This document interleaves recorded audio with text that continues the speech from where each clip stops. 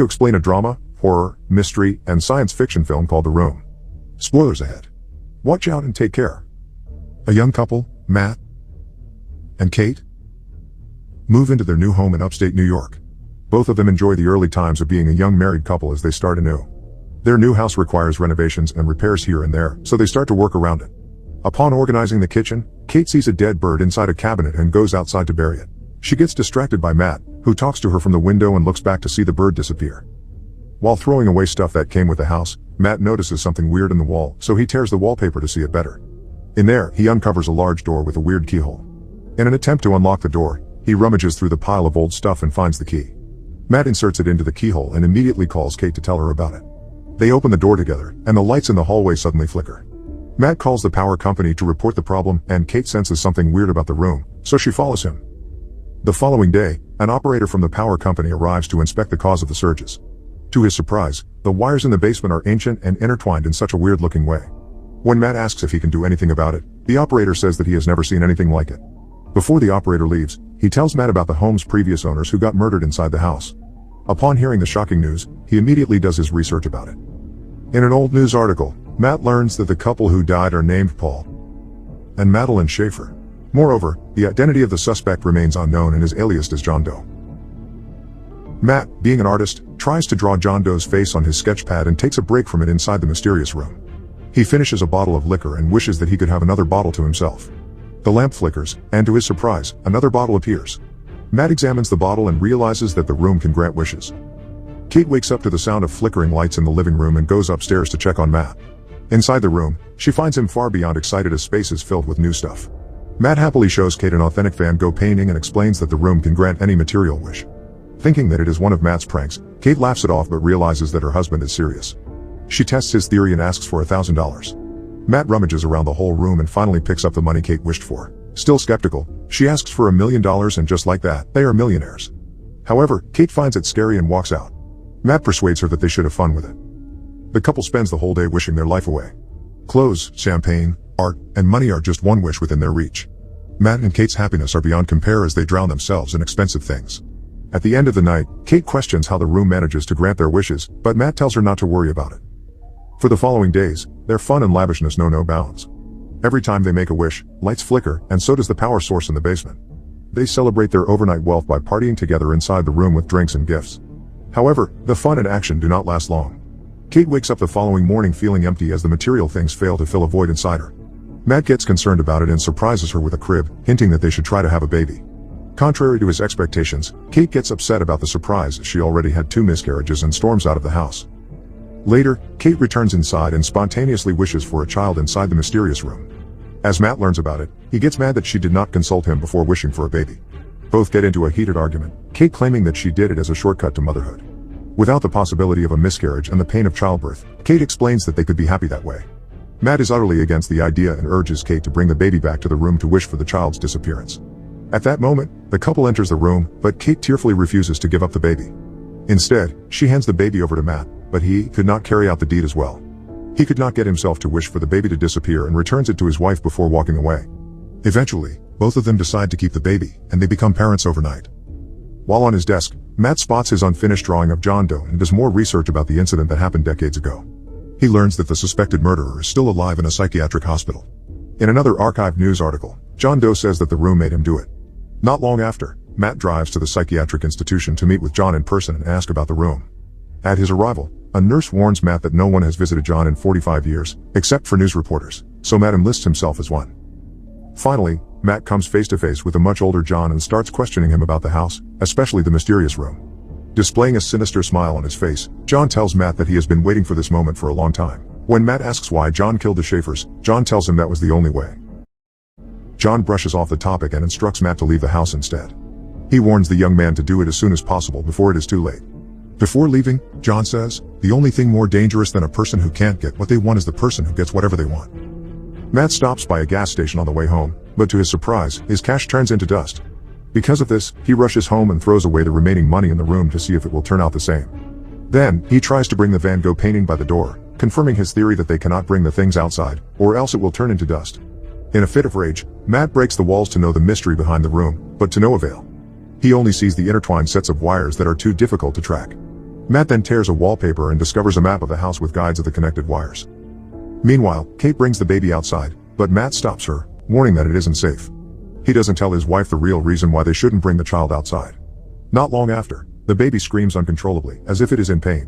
While hearing it, Matt has second thoughts about helping Kate and the baby, but he eventually comes to their rescue. Outdoors, the baby mysteriously ages to a young child in a matter of seconds. Once they re-enter the house, the couple could not believe what is in front of them while looking at the grown boy. Later that day, Matt reveals that the room can grant anything that their heart desires, but under the condition that they cannot bring it outside. If they do, the thing ages and turns into dust. Kate replies that a baby is not a thing and is unaccepting that she cannot bring their son outside. She becomes fond of the boy who she claims to be her son and names him Shane.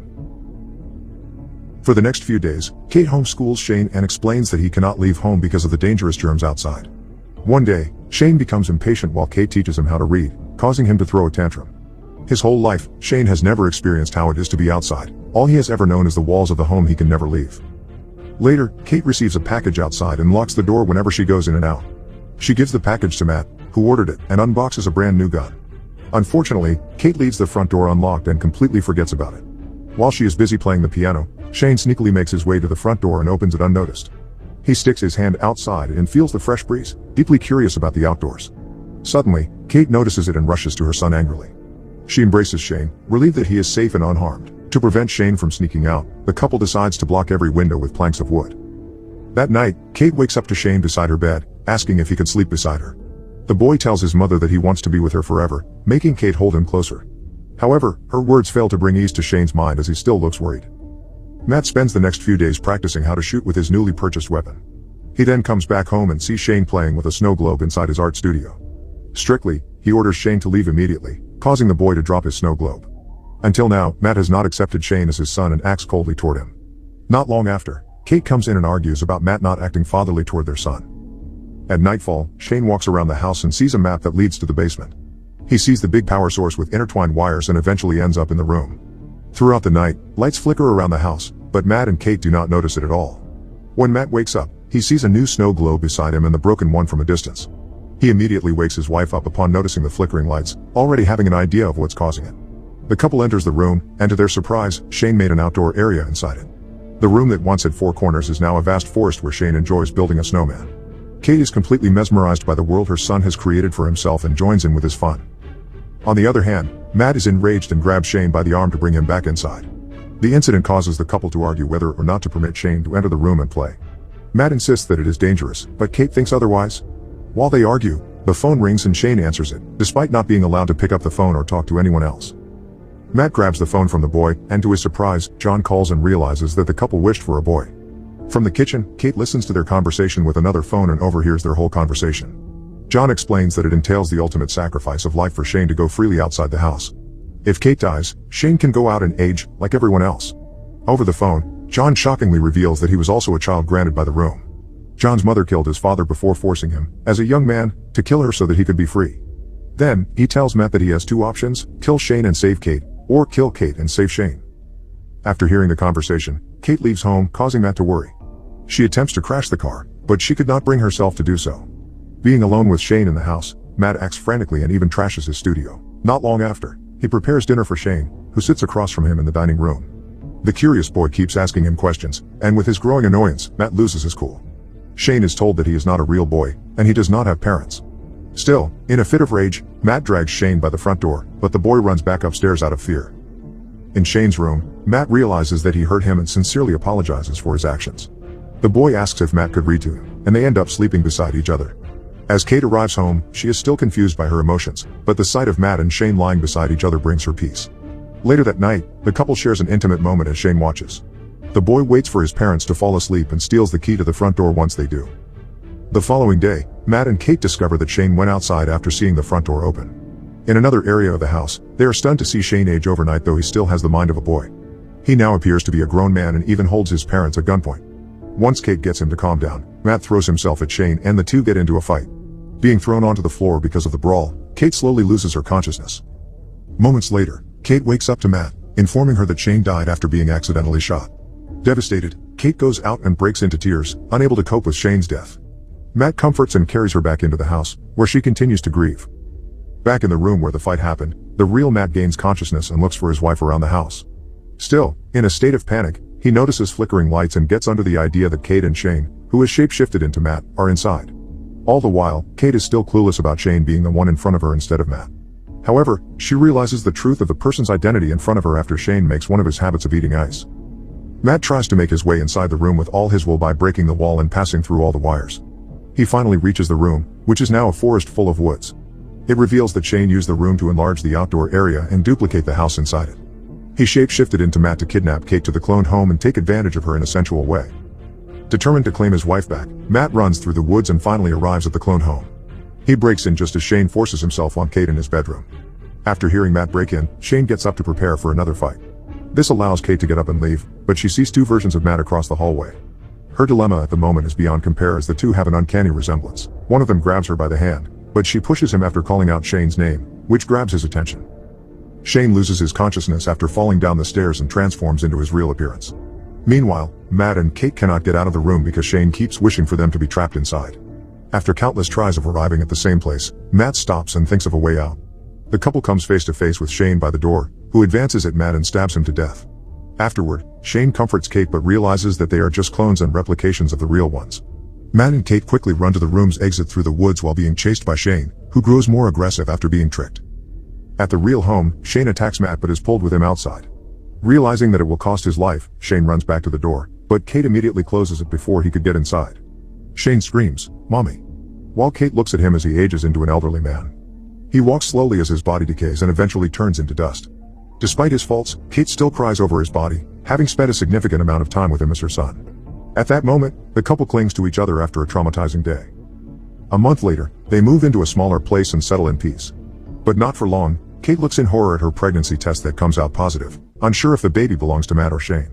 As if things are not bad enough, a lamp flickers, and she gets under the impression that all along, they might still be in the room. In the story, Matt and Kate have completely been blinded by the riches that the room has to offer. With the unexplained magic, they become more careless with their desires, even wishing for a child after a series of miscarriages. The flickering light at their new apartment at the end gives a slim possibility of them still being in the room, or a glitch in the building may also cause it. Among the most shocking revelations is Kate's pregnancy, which could be Matt's or Shane's child. The night before the big incident, Kate and Matt made love, but the grown Shane also assaulted her in the clone home. The mystery of the film does not only revolve around the wish-granting room but, finally, the father of Kate's unborn child.